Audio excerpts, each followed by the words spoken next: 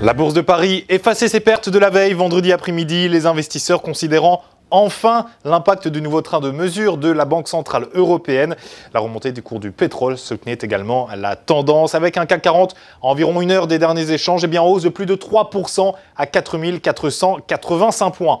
Du côté des sociétés, on s'intéressait tout d'abord à Sodexo, le groupe de restauration collective qui fera son entrée dans l'indice CAC 40 à compter du 21 mars prochain et ce en remplacement d'Alstom.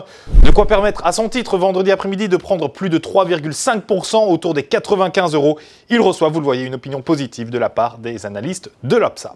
Spy était également en focus. Le groupe a annoncé vendredi avoir amélioré ses résultats en 2015 grâce à des acquisitions que le groupe compte poursuivre en 2016.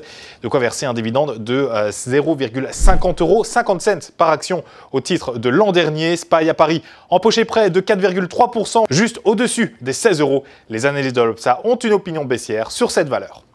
Place pour conclure à la recommandation du jour avec aujourd'hui Unibail-Rodamco. Vous le voyez, le titre a dépassé au cours de la séance du 10 mars son oblique baissière qui devrait désormais jouer un rôle de support.